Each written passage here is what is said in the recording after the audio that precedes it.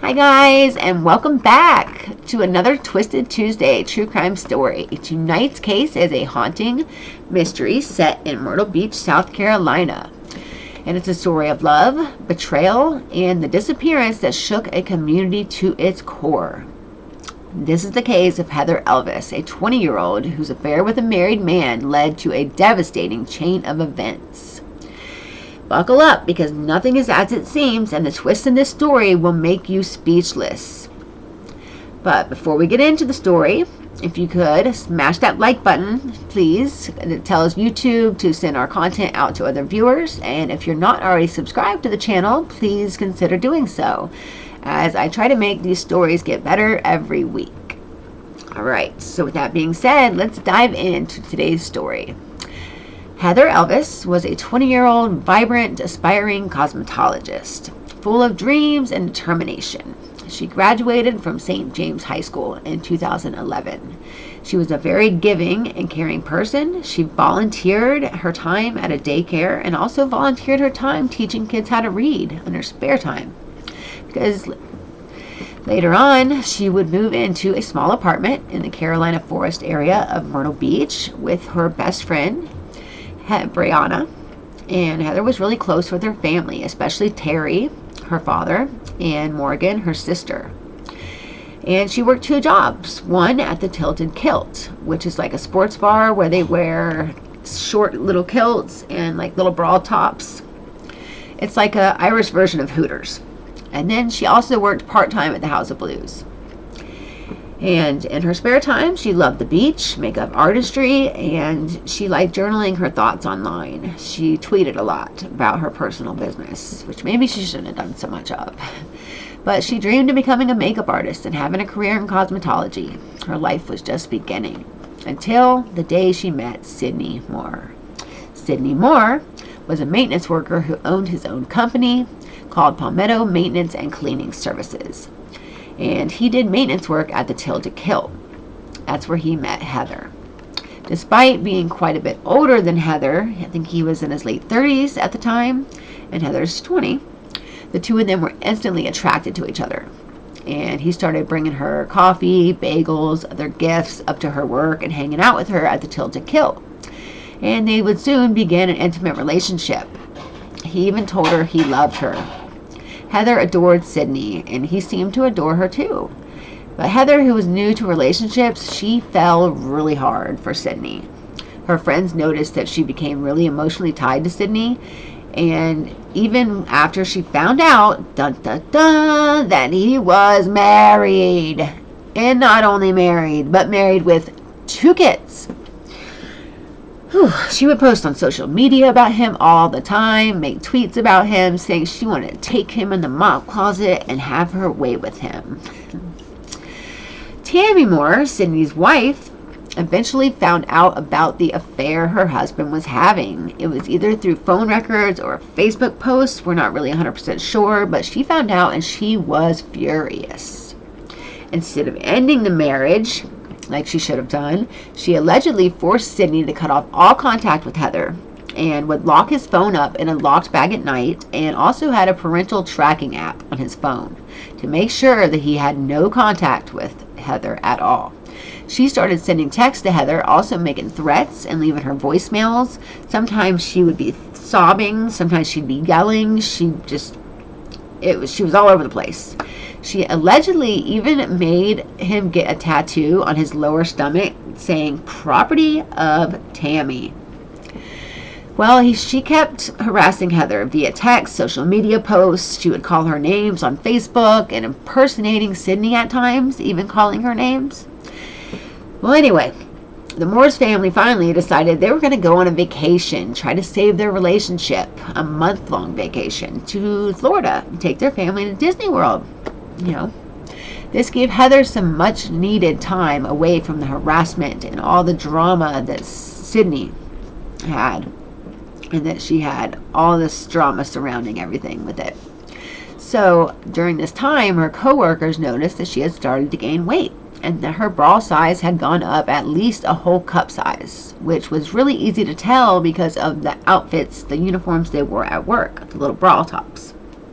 Heather's manager even said later that Heather took a pregnancy test at work, but it came back with a really faint line, so they just thought it was an error. We do not know if she ever took another pregnancy test or not, so we're not 100% sure, but everyone really thought that Heather was indeed pregnant at this time.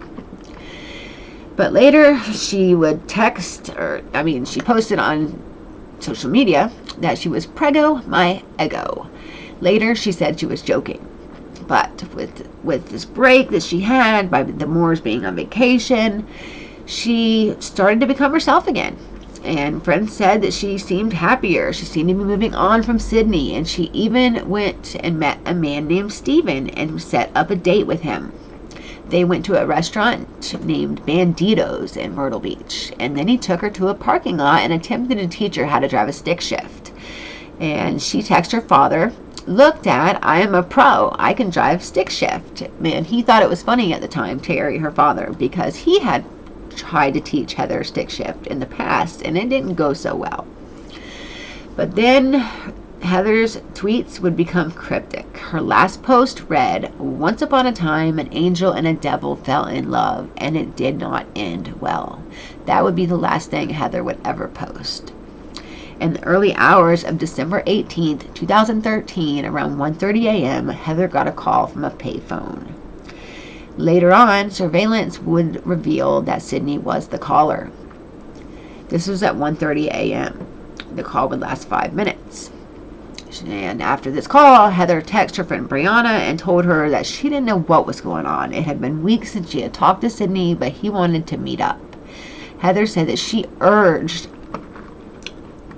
her not to go and meet up with Sidney because of all the threats from Tammy and that they had already had weeks away from each other.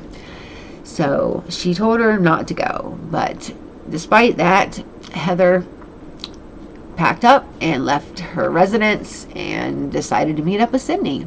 She left her apartment. She shouldn't have done that. But meanwhile, right at this time, also, Tammy and Sidney were seen in Sidney's truck at a Walmart not so far from the payphone that was used to call Heather.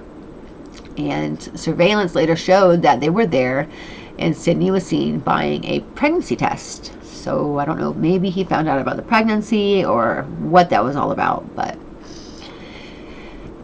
then Heather's car was seen on surveillance driving towards Peachtree Landing. It's a boat ramp, and nobody really would go there at night. So she must have been lured there, or Sidney must have asked her to meet him. That's allegedly, because he denied it all. But she attempted to call back the payphone 9 times and Sidney's cell phone, and no one answered. So she was about to leave when minutes later she called him one more time. This time he did answer the phone. They spoke on the phone for around 3 minutes, and then Heather's cell phone stopped pinging altogether and went dead.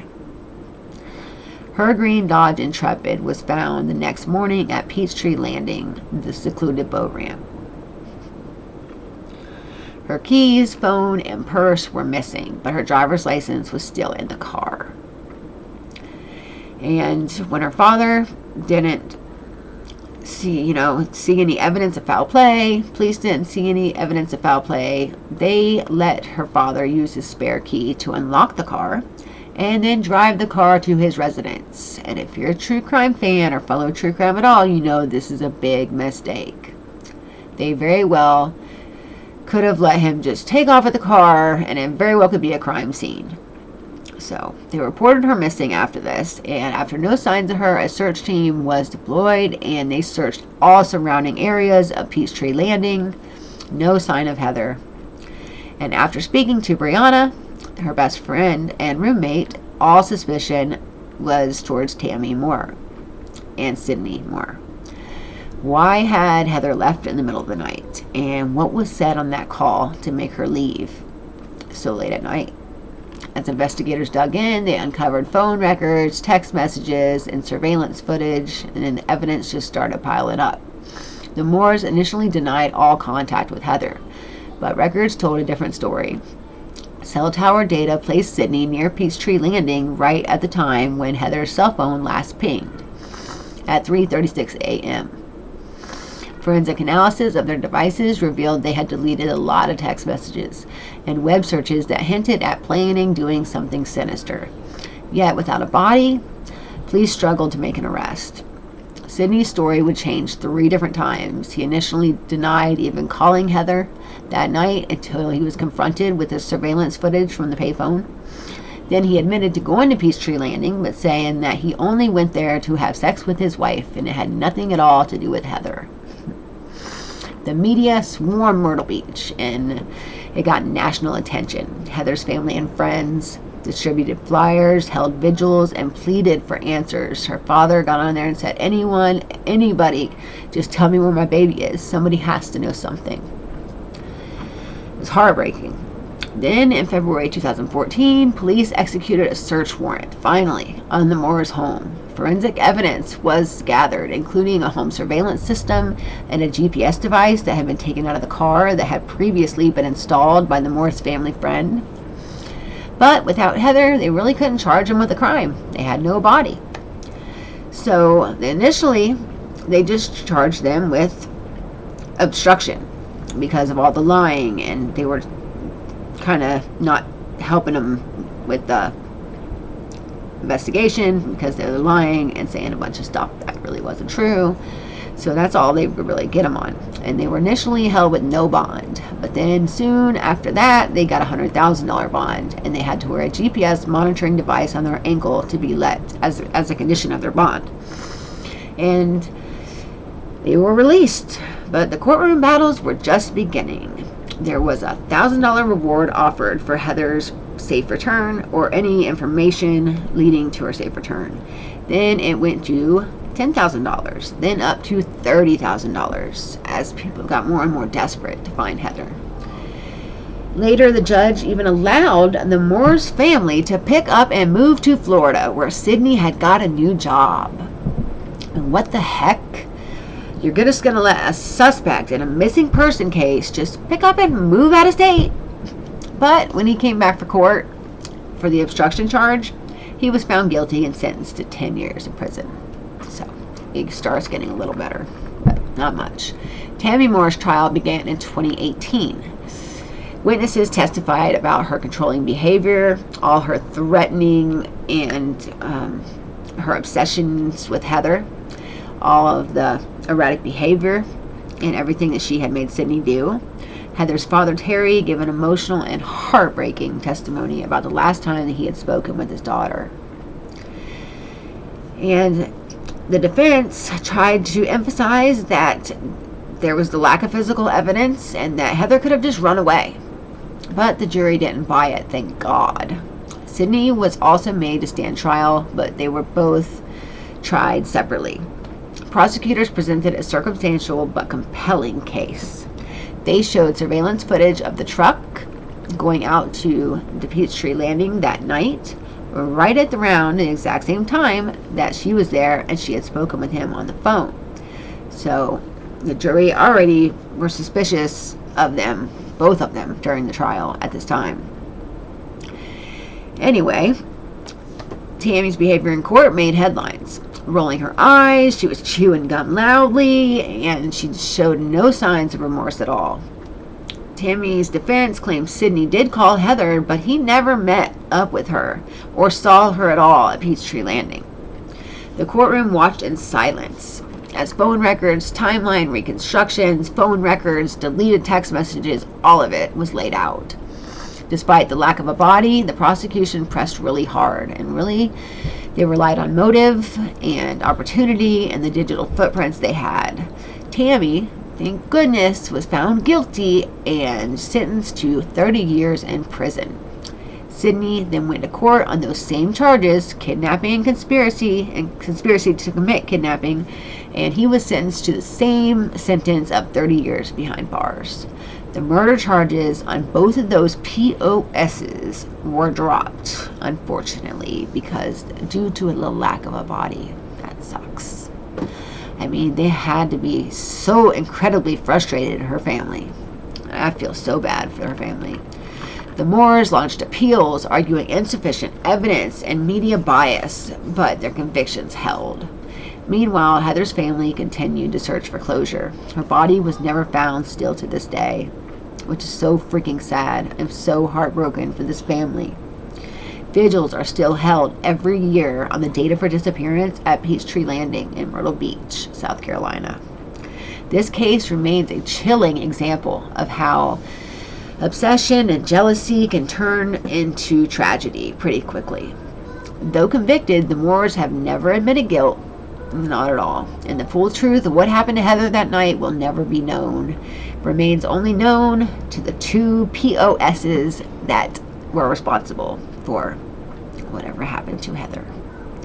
Tammy and Sidney Moorer are both still serving their 30-year sentences in separate South Carolina prisons. They continue to maintain their innocence, and Heather's family has become advocates for missing people and legal reform. Her story is still discussed in podcasts, documentaries, and YouTube channels, just like this one. Her story is really sad. Her younger sister Morgan has even spoken publicly about the loss and trauma that the family had endured.